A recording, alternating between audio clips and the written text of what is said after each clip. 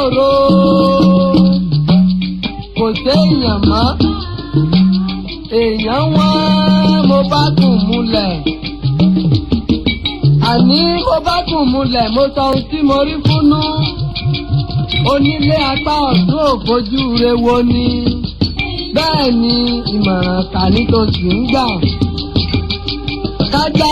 kájáde ní kọ̀ọ̀kan kan lé ń wí afẹ́ká ọ̀tún afẹ́jàn ajú tó sì fìrí ejìrín fà á ẹni àní ó kí ni lẹ́yìn ó bẹ̀gún sọ́wọ́ ẹni tá a pé ó fẹ́ ni lójú ata ló tún fi sẹ́nu èèyàn tá a bá mú ṣe bàbá ìwọ̀n ló fẹ́ràn ẹni mọ́ èèyàn ò fẹ́ akọ́lé bẹ́ẹ̀ wọn ò fẹ́ àtùn lọ́jà èèyàn ò fẹ́ àlòsọ bẹ́ẹ̀ ni èèyàn ò fẹ́ àwà pítà aráalé ẹni yìí fẹ́ kú wọn ò sì fẹ́ jẹ́ èèyàn re èèyàn yìí fẹ́ lówó wọn ò sì fẹ́ wà lólòsì gbogbo èèyàn tá a bí ní mélòdè wòyí ìmọ̀ràn kà ló kù tí wọ́n ń jáde ni ọmọ bàbá wòyí bí ẹni tẹ́tẹ̀ nígbàkú sí ayé lórí.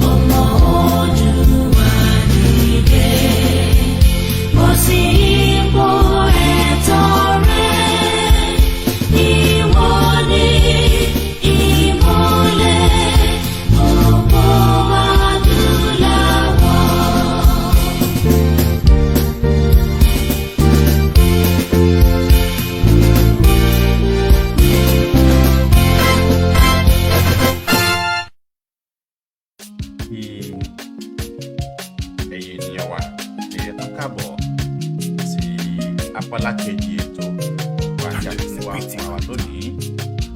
Fún aláàbò pé tó bá di òní, á mú apá kejì ọ̀rọ̀ Fẹ́mi Kayode àmúwá yìí. Àwọn èèyàn wọ́n sọ pé ẹ ká sọ̀rọ̀ nípa irú ìwà tó bàbá tó bí wù sí Akíntọ́lá nínú ìgbàkejì náà ló dẹ̀ sùn pa ní ìwà àwọn lọ́hùn bọ́ wọ́n ṣe tẹ Akíntọ́lá tí wọ́n sì pa á tó bẹ́ẹ̀ tí bàbá òun sá sí ìgbẹ́nu pẹ̀lú wọn àwọn aráàlú ẹ̀ nígbà náà. Àmọ́ ọ̀pọ̀lọpọ̀ èdè ni mo ti gbà pé ó yẹ ká sọ nípa bàbá torí pé ó ti kọjá òun náà ni bàbá ẹ̀ kó gangan wọ́n ní pé kí a da ojú ọ̀rọ̀ kọ. Bẹ́ẹ̀ Yorùbá wọn ni ó jọ gàtè kò jọ gàtè ó sì fi ẹsẹ̀ méjèèjì ó fi jọra wọn. Ẹ ò rí wípé tí ara lẹ́ni tó bá ń jẹ kòkòrò tí a ò bá rẹ́ni sọ fún họ́wùhọ́wù rẹ̀ kò ní jẹ́ kí onítọ̀hún kó gbádùn. Fẹ́mi Fani Kayode ó tẹ ìran ọmọ Yorùbá lójúmọ́lẹ̀, ó sì fà wá sínú ewu eléyìí tí ó pọ̀, torí pé tí a bá wò dáadáa ohun tó ń bẹ lẹ́yìn ọ̀fà ó máa ju èje lọ, torí pé wọ́n fẹ́ lu arákùnrin yìí gẹ́gẹ́ bí wọ́n ṣe lu Àfọ̀njá Ọjọ́un lérí ilẹ̀ Yorùbá. Ṣùgbọ́n kí ló padà wá gbẹ̀yìn Àfọ̀njá? Ikú òjijì náà ni ó padà wá gbẹ̀yìn ẹ̀. A ò bẹ́ lọ́n kú fún o, torí pé a bẹ́ lọ́n ronúpìwàdà fún, torí pé Bíbélì kan sọ pé òun ò fẹ́ ikú ẹlẹ́ṣẹ̀.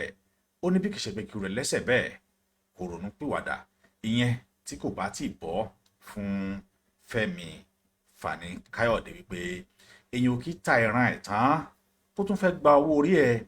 Ó lè ta ìran ẹ̀ dànù kó wá sọ wípé kí ìran tó ta yìí kí wọ́n tún gbèsè lẹ́yìn.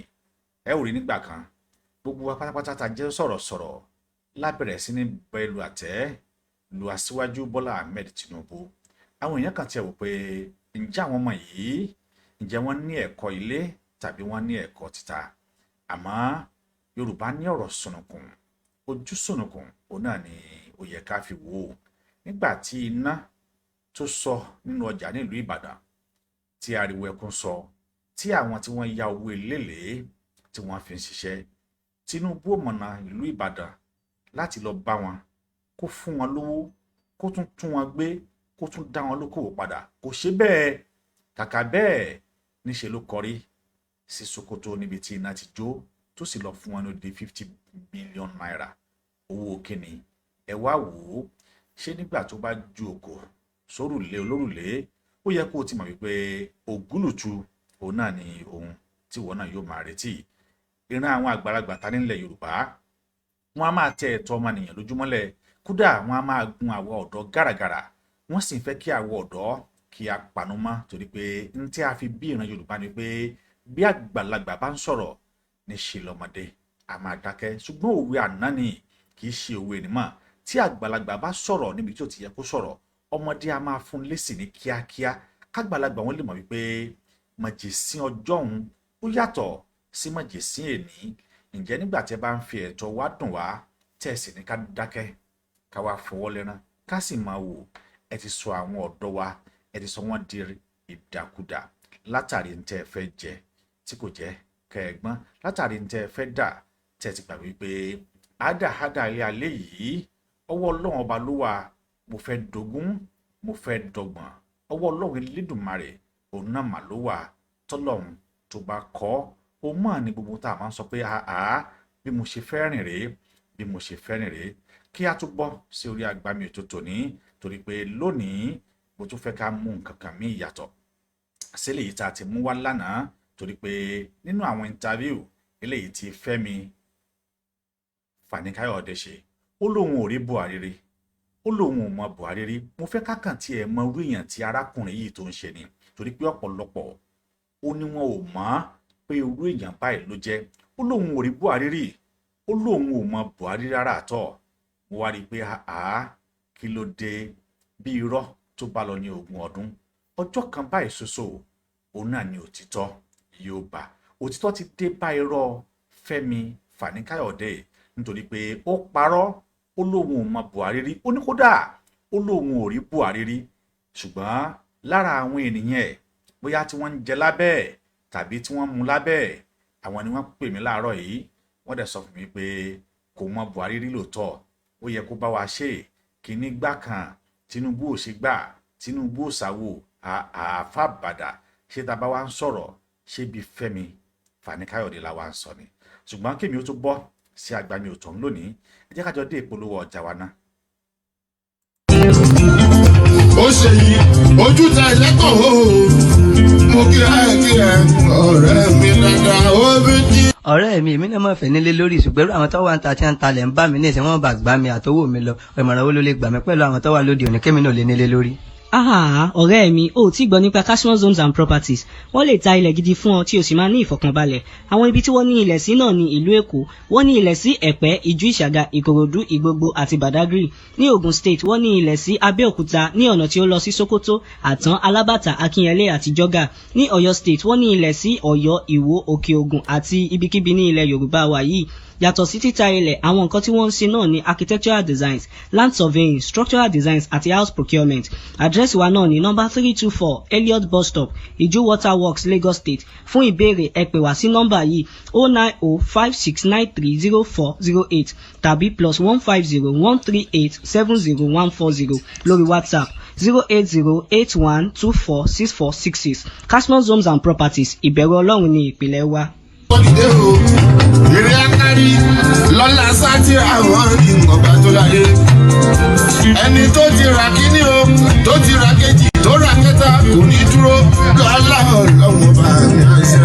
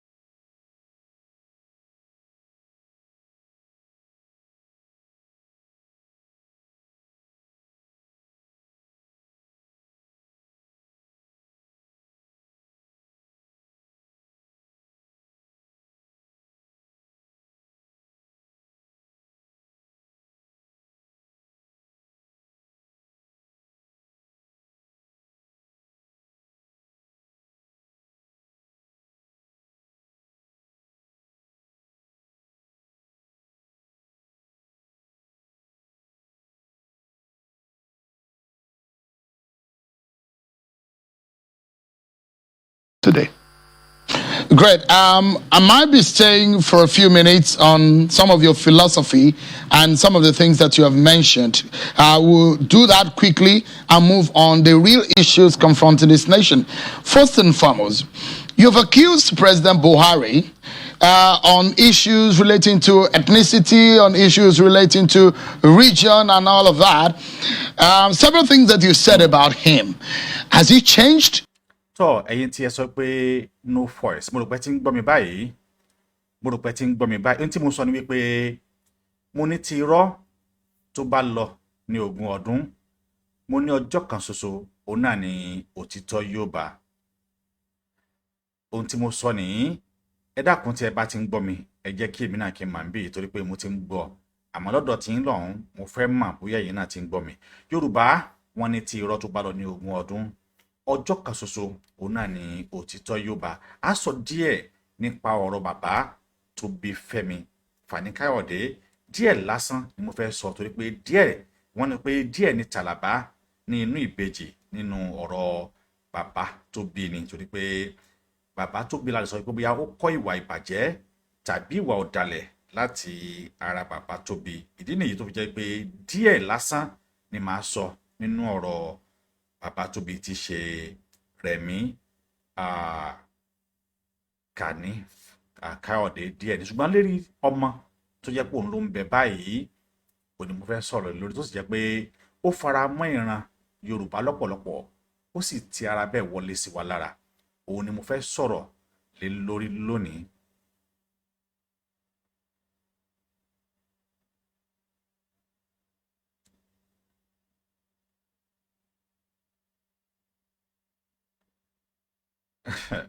òní mo fẹ́ sọ̀rọ̀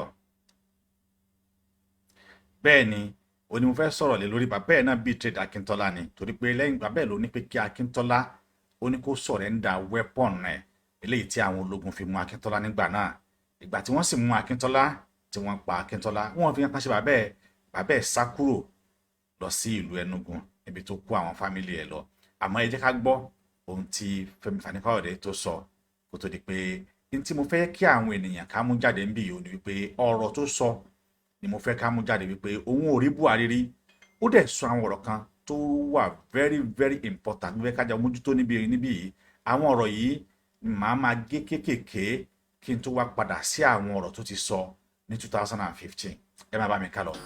How those things still remain the same.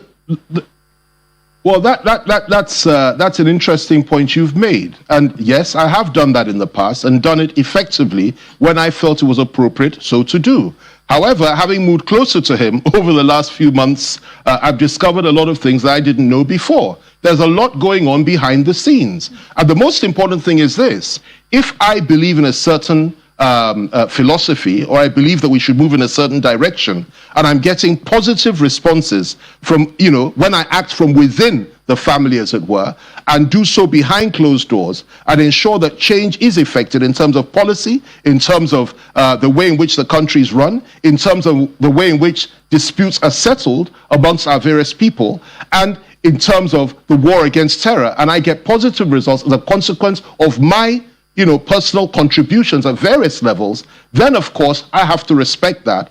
And I have to begin to think that, look, is it not better for us, for me and for my country, to ensure that we operate from within and effect the changes we want to change, that we want to put in place, rather than for us to be throwing bricks from outside? And I have ample evidence of the fact that because of these contributions and the receptive ears of a man that I believe would not listen to anybody else in the past, and I was quite wrong on that, his receptive ears, his reception, and those around him, particularly some of the governors. Mo fẹ́ kí ẹ bá mi wo àwọn tó fi ń qualify Buhari yìí, ó ní mo fẹ́ kí ẹ̀yin ènìyàn kí ẹ bá mi dìmú dáadáa. Work closely together, and I have seen that definitely this is a man that one can work. Ó ní òun ti rí pé Buhari jẹ́ ẹnìkan tí a lè bá ṣiṣẹ́ papọ̀, pé òun ti move close sí, òun ti rí pé èèyàn tó máa ń gbọ́ràn, èèyàn tó máa ń fẹ́ kóyàn mọ́ra ni, èèyàn tó máa ń fẹ́ listen sí advice ni. Ó ní òun wá rí pé ẹni tó yẹ kí a ṣe kí ni o, tó yẹ kí òun bá ṣiṣẹ́ papọ̀ ni. Ó lóun ò rí rí o, ó lóun ò mọ̀ rí o. With, providing you go through the right channels, and a man that one can work with, man that one can work with, man that one can work with, man that one can work with, man that one can work, providing you go through the right channels. And that's what I've been doing. It's been very effective. And I believe that I will continue to do that. Now, some of those things you said at those times still remain, or you overlook them. As the person you described, 2019, 2018, is it the same man? What has changed? Well, let me put it to you like this. I answered the question by telling you very clearly that I was speaking about him from outside. He said, I was speaking about him from outside. Ó ní òun sọ̀rọ̀ nípa Buhari láti ta, kò sọ pé láti inú ilé. Ẹni tí èèyàn ò rí, tí èèyàn wá ń sọ dàbí ni pé you judge the book by the cover. Ẹ ti rí pé lóun ò rí nísìnyí, ká ní pé bẹ́ẹ̀ ló ṣe rí, á gbà á pẹ̀lú ẹ̀yẹn máa bá mi ká lọ. I have got to know him from inside now. I've been there for our people and for our nation. And that's where I am today. I have not changed in terms of my core values and my principles. I will never... Ṣé lóòótọ́ ni arákùnrin yìí kò yí padà in terms of core values and principles eléyìí tó lóun níbi? Ó ní òun ò yí padà nípa ìwà àti ìṣe òun rárá o.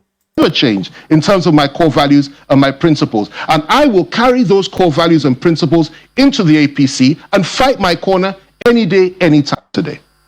Tó ẹ̀yin ènìyàn wa, ọ̀rọ̀ tí arákùnrin yìí tó sọ nìyí. Ó sọ̀rọ̀ yìí wípé òun rí Buhari láti ta, kìí ṣe láti inú ilé. Ẹ wo ọ̀rọ̀ tó sọ yìí, ká ní bó ṣe rí bá ní, àbá mọ̀ pé ní betrayal, ọ̀ká sọ wípé kò rírí rárá àtọ̀. Ẹ ti rí pé arákùnrin yìí bàbá ńlá betrayal ni. Ẹ wò ó, ìkan tún leléyìí tí mo tún fẹ́ ká tún jọ wò. I don't believe that the Nigerian people will ever vote for a man that believes that we should drag this country back. A man with a pitiful and disgraceful record. When he was in power, he locked people up, he created people, he killed people with retroactive legislation, he carried people... Now, ẹ wá gbọ́ eléyìí láti ṣẹ̀ṣẹ̀ bẹ̀rẹ̀. Ó lóun ò rí Buhari rí rárá àtọ̀. ó ní òun dẹ̀rù pé this is a man the one can work with. Ó ní òun judge ẹ̀ láti outside ni, but láàárín oṣù méjì sí oṣù mẹ́ta tóun bá àwọn gómìnà kọ̀ọ̀kan tí wọ́n mọ̀ rí tóun bá wọn rìn, òun wá rí pé èèyàn tó ní listing yìí ẹ̀ ni, èèyàn tó máa ń gbọ́rọ̀ ni, èèyàn tó máa ń gbọ́ advice ni. Ó ní nítorí náà òun rí pé ẹni tí èèyàn lè bá ṣiṣẹ́ papọ̀ ni ẹ̀dá tí Buhari jẹ́. Ó sọ̀rọ̀ yìí ṣùgbọ́n kò mọ̀ wípé ọ̀rọ̀ ti bọ́ ṣáájú kó tó sọ̀rọ̀. Ẹ̀gbọ́n tó sọ níbí yìí. I don't believe that the Nigerian people will ever vote for a man that believes that we should drag this country back. A man with a pitiful and disgraceful record. Ẹ jọ̀ọ́ ẹ bá mi máa bá mi wò bó ṣe ń fi àwọn allegation, àwọn orúkọ ńláńlá kàǹkàkàǹkà bó ṣe fi ń kan Buhari níbí yìí. Ẹ máa gbọ́ o, ẹni tó lóhun ò rí Buhari ríre o.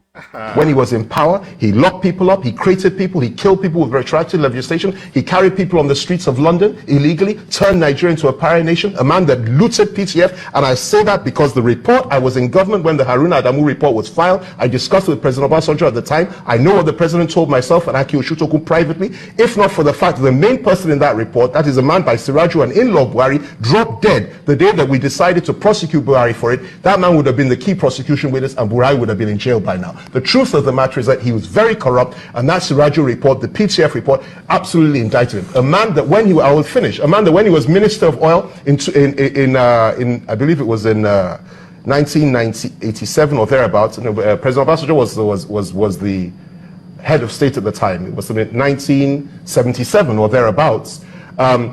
2.8 billion naira went missing under his watch. That's the equivalent of 3 billion naira today. A man that committed so many atrocities. Let me tell you something that he did that a lot of people don't remember.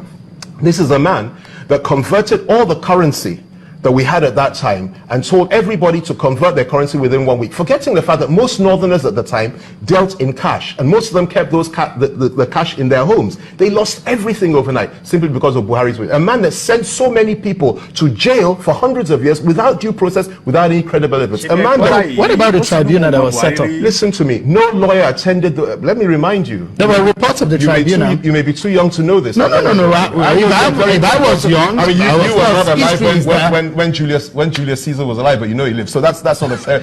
No. Let me put this to you. Sure, there were tribunals, but what I'm putting to you is that the only people that attended those tribunals were the judges or military administrators that were appointed by the government, and the late Gani Fawemi.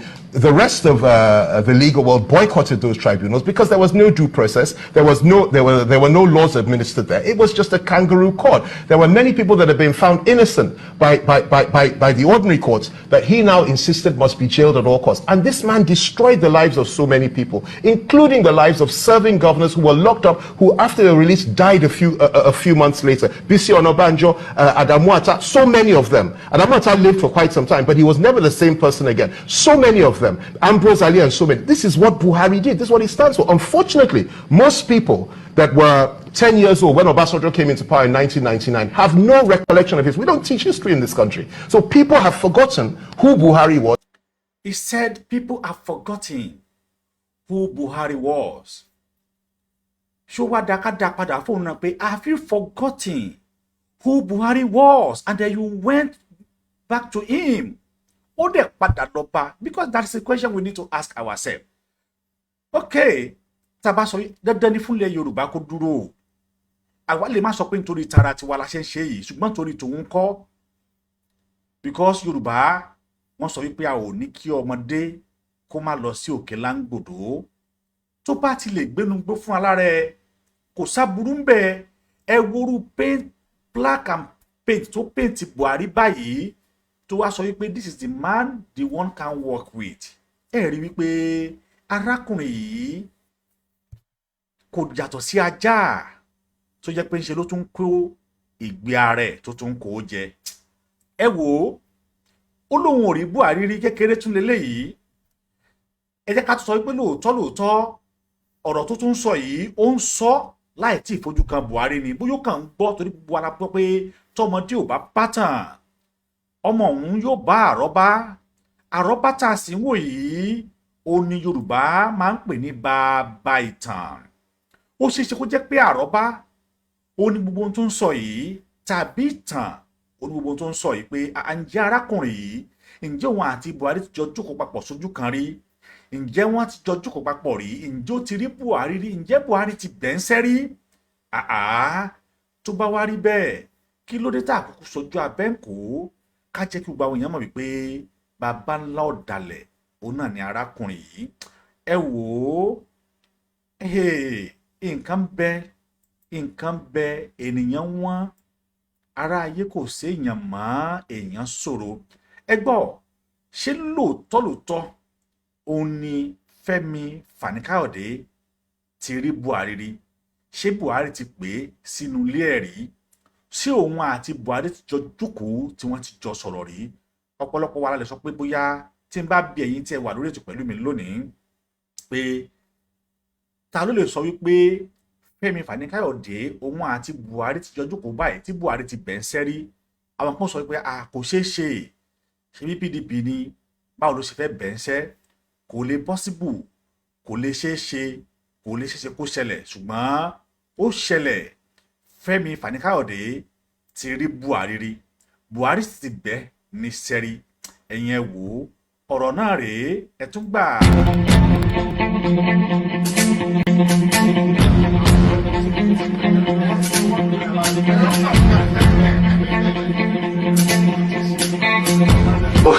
I was in APC for 9 months. What I saw, memorable. Oh my God! What I saw, man. You know, memorable. And because I was fighting Jonathan because Jonathan was giving too much to the Northerners, and he was not. He was very unfair to the Yorubas. And you know the story. And I told them, I said, look.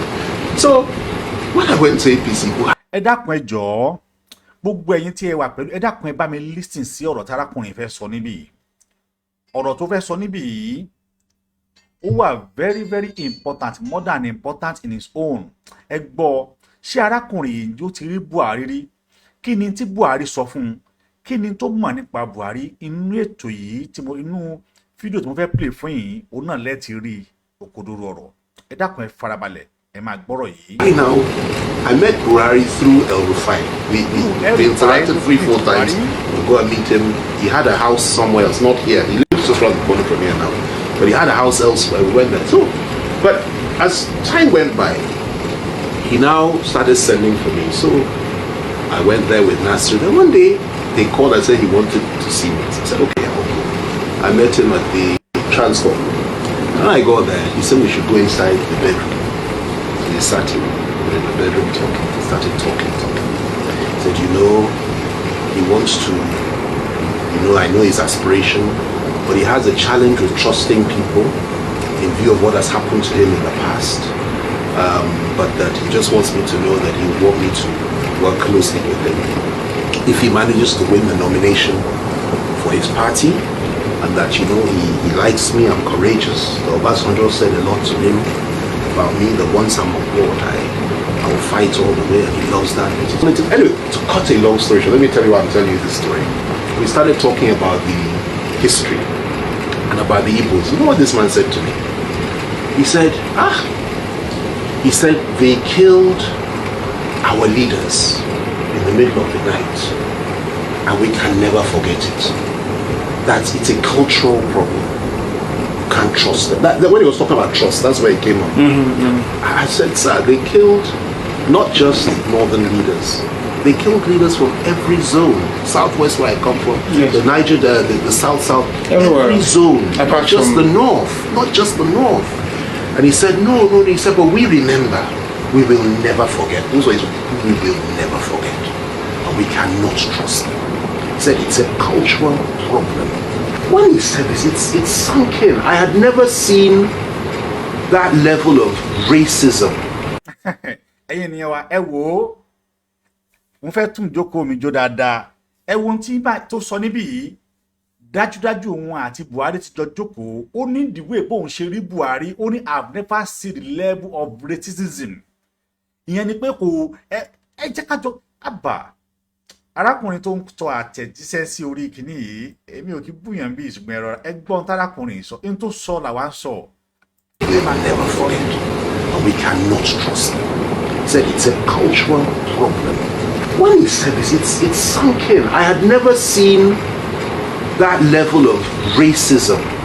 Ẹ gbọ́ racism ni pé ó ti jókòó pẹ̀lú Buhari wọ́n ti jọ sọ̀rọ̀ ẹ wo tó ń sọ ń bì ẹ wá lọ wo ọ̀rọ̀ tó sọ pé this is the man the one can work with ǹjẹ́ ó ti gbàgbé olúwa. In any, I mean, I've been trying to quite a few leaders.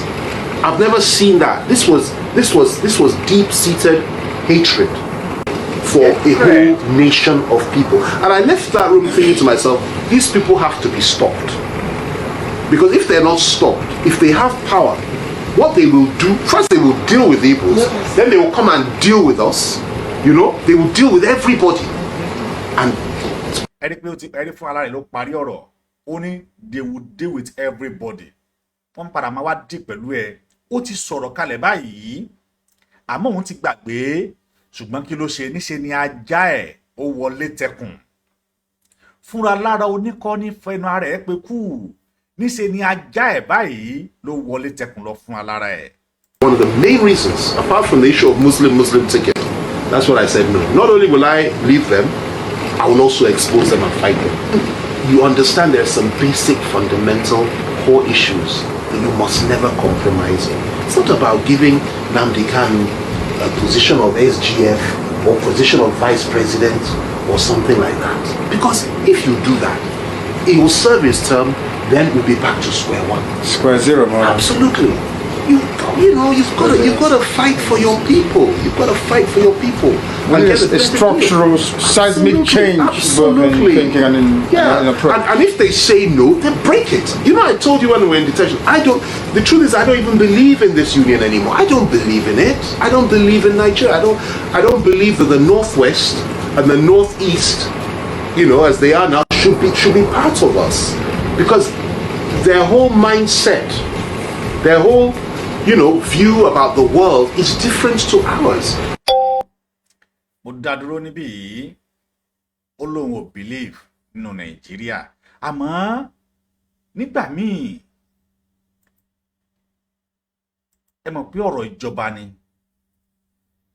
wọ́n máa fi nǹkan kan tìyàn bóyá nítorí pé òun náà ti kówó jẹrí ó lè jẹ́ nítorí ẹ̀ ló ṣe wò wípé àbóyẹ kí òun tètè sá padà bóyá wọ́n ti fẹ́ wọ̀ díẹ̀ torí pé lẹ́nu ọjọ́ mẹ́ta yìí àmì sì jẹ́ kó yé wa wípé ọ̀pọ̀lọpọ̀ owó òun náà ni arákùnrin náà ti kó jẹ nílé tí ó kó sílẹ̀ nílé tó túmọ̀ sí pé black call a kettle black ó lè jọ́nà ní gbogbo wọn ṣùgbọ́n eléyìí ṣe débi pé ó ta ìran Yorùbá bẹ́ẹ̀ ó tún ta ìran Biafra torí pé látara ìwà tó wù ó ló jẹ́ kí wọ́n rí àwọn méjèèjì tí wọ́n mú yìí Sunday Igboho àti Nnamdi Kanu òun ló sọ àṣírí Nnamdi Kanu bẹ́ẹ̀ òun ló sì tún tú àṣírí olóyè Sunday Igboho ilé ẹ̀ tí wọ́n lọ fọ́ àríyànjiyàn ò sí ńbẹ̀ torí ẹ̀ bóyá mo rò pé látàrí owó tí òun náà ti kó jẹ tí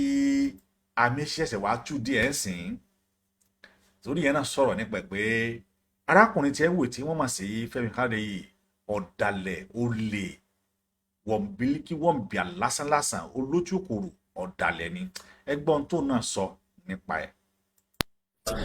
At Osborne Street, and those who shared in the corruption are busy dancing about it.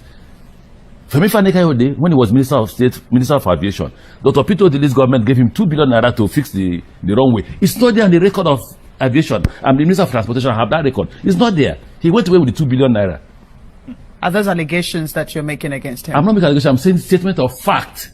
I'm Minister for Transportation. Dr. Peter Odili, I was Governor of Rivers State. In writing, Cabinet approved, handed over 2 billion naira to Femi Fani Kayode to fix the runway, Rivers State, the runway at the Port Harcourt Airport that was closed for 2 years. And Femi Fani Kayode left with the money. Is that the kind of character I will speak to? That's not the kind of character. We are not on the same level. At us. Ṣé ti gbọ́ báyìí pé òun náà ti jẹ 2 billion naira.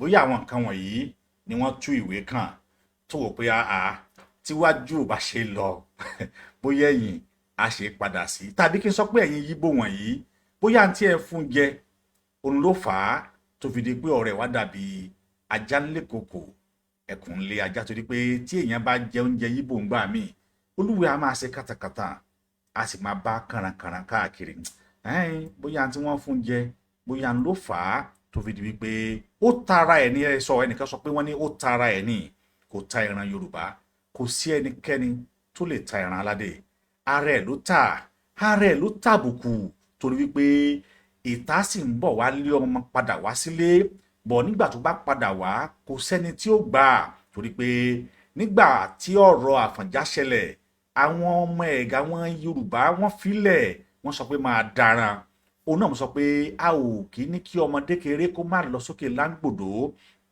àmọ́ tó bá ti lè dá inú ìgbógbé ó ṣeéṣe kó jẹ́ pé oúnjẹ tí arákùnrin jẹ ló ti sápa lórí ẹ̀yin Ìgbò dalé yan o.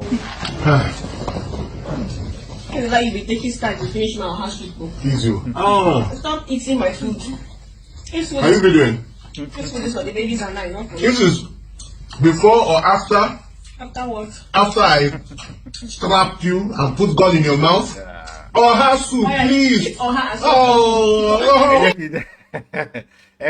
Ẹ ti fún ní ọ̀há soup jẹ ẹ̀yà ó mà ṣe o tó ẹ̀yin ènìyàn wa ẹ jẹ́ kí a tún sáré dé ibi ìpolówó ọjà wa ẹ rí wípé ọ̀rọ̀ àwọn kan tí a mọ̀ sí ọ̀dàlẹ̀ ní ilẹ̀ Yorùbá wọ̀nyí ọ̀rọ̀ wọn ó gba àmójútó bẹ́ẹ̀ Yorùbá wọ́n sì ní ọ̀dàlẹ̀ balẹ̀ kú gbogbo ẹnikẹ́ni tó bá ti dalẹ̀ dandan ní kí irú wọn kó balẹ̀ lọ Yorùbá wọn kàn tiẹ̀ tún wá sọ wípé wọ́n ní ẹni tó bá dalẹ̀ wọ́n ní irú ẹ̀dá bẹ́ẹ̀ wọn ò kì í dalẹ̀ ẹni tó bá dalẹ̀ Yorùbá ó dá mi lójú dáadáa pé irú ẹ̀dá bẹ́ẹ̀ lè kò ní dalẹ̀ torí pé ó ti da ilẹ̀ ẹran tó bí Fẹ́mi Fani Kayode mọ̀ wípé tí a bá tara lẹ́ni lọ́pọ̀ a ò lè ríra bó bá dọ̀ wọ́n jẹ́ nígbà tó ta àwọn ará lọ́pọ̀ sí tí aburú bákan tiẹ̀ wá débẹ̀ níbo ló fẹ́ ságbà tó yẹn nìyẹn wá ibi tó máa sá lọ máa fi hàn nísìn níbi tí ọ̀rọ̀ ẹ̀ tó dé dúró báyìí àmọ́ kí n tó mú yẹn wá ẹ jẹ́ ká jọ gbọ́ polówó ọjà yìí. Asmọ̀ ni o kò fẹ́ ralẹ̀ nílé iṣẹ́ wa o láti ń talẹ̀ ọlọ́run ló ló wà o fẹ́ni tó dẹ̀ yálé gbé kúrò nípò tẹ́nàntì tí ó sì dùn nílé. Asmọ̀ ni o kò fẹ́ ralẹ̀ nílé iṣẹ́ wa o láti ń talẹ̀ ọlọ́run ló ló wà o fẹ́ni tó dẹ̀ yálé gbé kúrò nípò tẹ́nàntì tí ó sì dùn nílé. Aliwuda ni o alákọ̀ọ́ni ti dé iṣẹ́ ọwọ́ mi o máa jẹ́ kó di ìbàjẹ́ mo mọ orúkọ ilẹ̀ ọlọ́run má jẹ́ ó pa mí mo mọ orúkọ tí ń lé jẹ́ má jẹ́ kó pa mí. Tasmon ni o kò fẹ́ ralẹ̀ ọlọ́run ló ló wà o gbogbo wa yálé gbé kúrò nípò tẹ́nàntì tí ó sì lò nílé. Tasmon ni o kò fẹ́ ralẹ̀ bó fẹ́ ralẹ̀ iṣẹ́ wa o fẹ́ ralẹ̀ o ọlọ́run ló ló wà o ọlọ́run ẹni tó dé yálé kúrò nípò tẹ́nàntì tí ó sì lò nílé. Mo fẹ́ ralẹ̀ o nípínlẹ̀ Èkó àwọn bíi tani lẹ́sí o Ẹ̀pẹ́ Ìjú Ìṣàgá Ìkòròdú gan bẹ́ẹ̀ níbẹ̀ títí dé Ìgbógbó Bàdágìrì káàkiri gbogbo ìpínlẹ̀ Èkó ó yẹ ẹ bá mi ká lọ sípínlẹ̀ Ògùn náà bẹ́ẹ̀dé Lábẹ́òkúta à ń talẹ̀ Sókótó ròdù ìyẹn nílùú Àtàn Alábàtà Fọ́ Akínyẹlé àti Ìjọ̀gá bẹ́fẹ́ nípínlẹ̀ Ọ̀yọ́ o à ń talẹ̀ anílẹ̀ ní Ìbàdàn Ọ̀yọ́ àti Ìwó Òkè Ògùn ògbẹ́yìn láti ń talẹ̀ ní gbogbo ilẹ̀ Yorùbá pátá láti ń talẹ̀ bẹ́fẹ́ kábàáyé kọ́ ìkọ́kọ́rọ́ lẹ́yìn lọ́wọ́ ìbẹ̀rù Ọlọ́run la fi ń báyọ̀ ṣiṣẹ́ ẹ̀tọ́ wá sílé iṣẹ́ wa rẹ̀ ò ní kábàámọ̀ rárá. Tasmon ni o kò fẹ́ ralẹ̀ nílé iṣẹ́ wa ọlọ́run ló wà o fẹ́ni tó dé yálé kúrò nípò tẹ́nàntì tí ó sì lò nílé. Tasmon Home and Properties àti kùtẹ̀ ìjọba olú ilé iṣẹ́ o 324 lẹ́kọ̀ọ́ Elliot bus stop ìyẹn nílùú Ìṣàgá iṣẹ́ tí yá ẹ̀ pé wá o káwá báyìí kọ́lé 08081246466 ló bá tán bẹ́ẹ̀ bá ti lè pè wá o ẹ̀yin náà àdónílé Casmon home and properties ọlọ́run ọba lọ́gá. Casmon ni ó mo fẹ́ ralẹ̀ nílé iṣẹ́ wa o láti talẹ̀ ọlọ́run ló ló wá o ẹni tó dé yálé gbé kúrò nípò tẹ́nàtì tí ó sì dónílé. Casmon ni ó mo fẹ́ ralẹ̀ nílé iṣẹ́ wa o láti talẹ̀ ọlọ́run ló ló wá o ẹni tó dé yálé gbé kúrò nípò tẹ́nàtì tí ó sì. ẹ kúrò nípò tẹ́lá kẹsì ti onílé ẹni tó béèrè lọ́wọ́ mi pé ká sọ díẹ̀ nípa ọ̀rọ̀ bàbá tó bí Fẹ́mi Fani Kayode eléyìí tí a mọ̀ sí Rẹ̀mí Fani Kayode. ìdí nìyí tí mo ṣe wá àwọn ọ̀rọ̀ ìwé kan máa kàn ra mú díẹ̀ nínú ìwà tí bàbá ọ̀hún tó wù fún olóògbé Akíntọ́lá ní on the 15th, that is January 1966. àwọn ìgbìmọ̀ ológun ni wọ́n ṣe àtìpó ìjàngbara ìjà láti ilẹ̀ Yíbò tí wọ́n sì fẹ́ ẹ̀dádì lọ sí ilẹ̀ military. wọ́n gbéra láti ìlú north wọ́n ń bọ̀ ní ilẹ̀ Yorùbá wọ́n máa pè ní ilẹ̀ Yorùbá bẹ́ẹ̀ láti Kaduna òun náà ni wọ́n ti gbéra wọ́n sì ń lọ káàkiri débi pé wọ́n fi dé south west region nígbà tí wọ́n bẹ̀rẹ̀ sí ní pa àwọn ènìyàn káàkiri.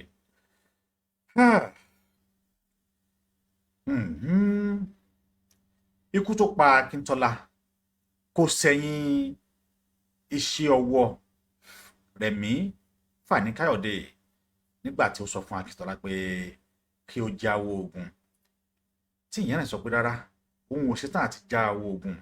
wọ́n sì fi ìjà náà ṣe ọ̀rọ̀ ìjà àti pé ẹ̀jẹ̀ bẹ̀rẹ̀ sí ní sàn.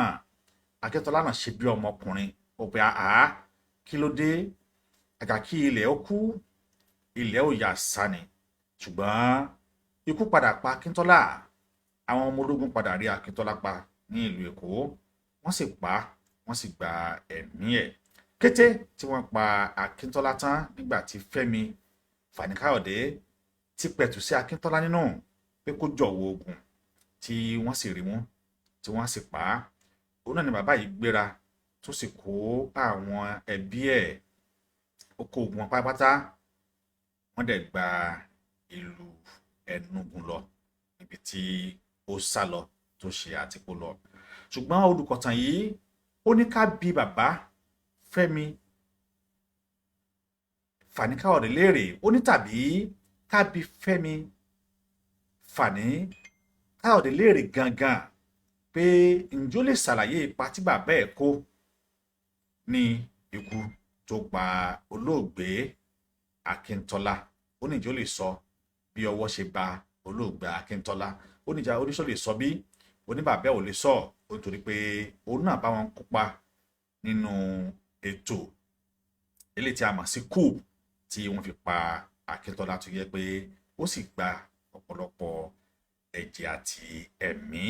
ó tún ní ká bi léèrè pé ṣé Akíntọ́lá pé ṣé Fẹ́mi Fani Kayode ó gbàgbé irú ipa tí Buhari náà play in the Traitor group of July 1966 in the program that fellow if you have a factual claim but only hope to wipe up tribe citizen.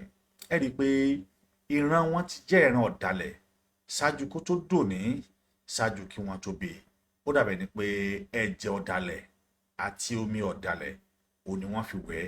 mi ò fẹ́ lọ púpọ̀ lérí ọ̀rọ̀ bàbá tó bí torí pé àwọn ti lùgbà tí wọ́n ti lọ.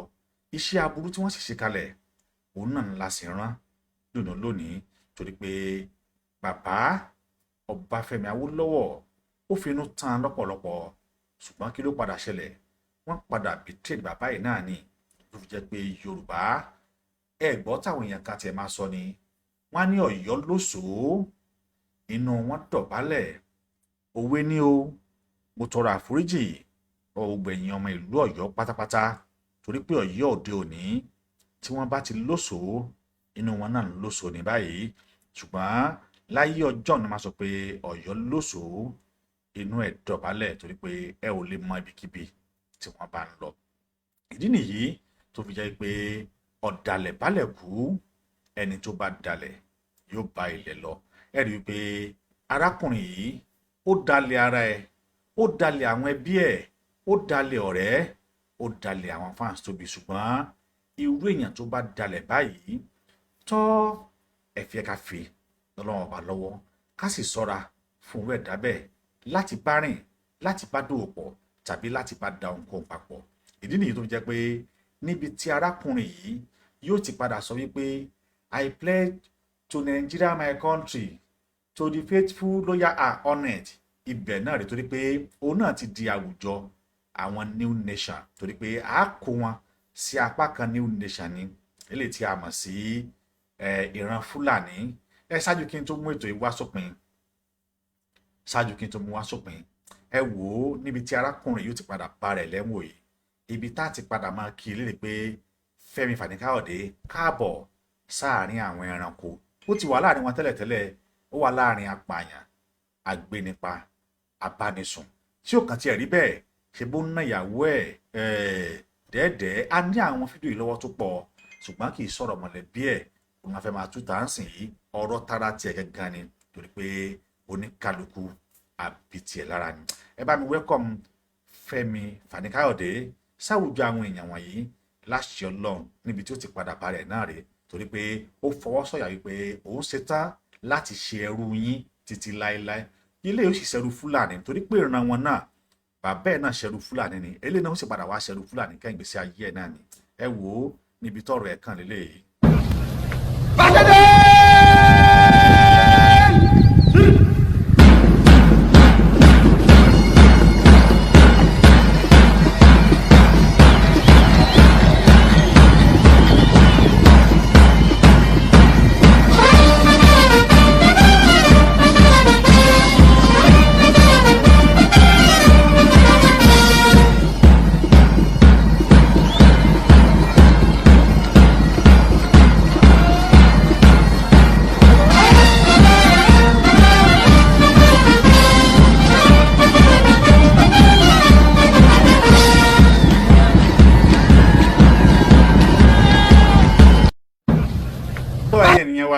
Níbi tí Fẹ́mi tí ó ti padà bá rẹ̀ òun náà ni ẹ̀ṣẹ̀wò tán yìí.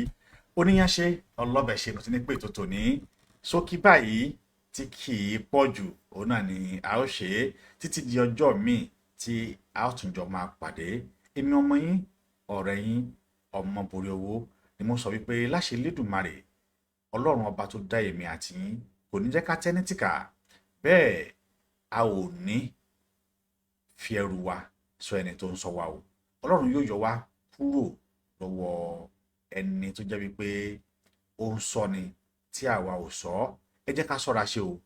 Yorùbá tó bá ní ọ̀rọ̀ mẹ́fà dákun dábọ̀ 3 péré ni kò sọ ń bẹ̀, fi 4 yòókù tàbí 3 yòókù sí ikùn ara ẹ̀. Tó bá wá ń gbé ọ́nú tó rí ibi sọ sí, kì bá dá kó lọ gbẹ́lẹ̀ kórókótó kó sì sọ fúnlẹ̀ pé ìwọlẹ̀ mo fọ̀rọ̀ yìí sí ọ lọ́wọ́, bá ń fi pamọ́ títí tí ń pa padà wá béèrè lọ́wọ́ rẹ̀. Tó bá ń bá ní sọ̀rẹ́ lónìí, fúra sí gbogbo ọ̀rẹ́ tẹ́ bá jọ ń ṣe, nítorí pé ọ̀rẹ́ ló ń dání, ọ̀rẹ́ ló ń ṣe ni, ọ̀rẹ́ ló ń pa ni. Ẹ wò ó láṣẹ Elédùmarè, ayé ò ní mú wa, bẹ́ẹ̀ àwa náà ò sì ní fi ọwọ́ ara wa ṣe ara wa. Ṣé a ò lè sọ wípé arákùnrin yìí ti fi ọwọ́ ara ẹ̀ ṣe ra ẹ̀ níbí? Ṣùgbọ́n gbogbo ó ń bẹ lọ́wọ́ ọba dẹ́dá Ọlọ́run tó ṣẹ̀dá ẹ̀. Ṣùgbọ́n èyí tó wù yìí ti fi hàn wípé ìwà ọ̀dàlẹ̀ pọ́nbélé olówù, ọ̀dàlẹ̀ sí ní pẹ̀lú ọ̀dàlẹ̀ balẹ̀ kú. Ẹni tó bá dalẹ̀ yóò balẹ̀ lọ títí tá a tún máa pàdé. Ire, ayọ̀, àlàáfíà, ìdùnnú òun náà ni kò máa jẹ́ tẹnìkọ̀ọ̀kan wa o. Ó dàbọ̀.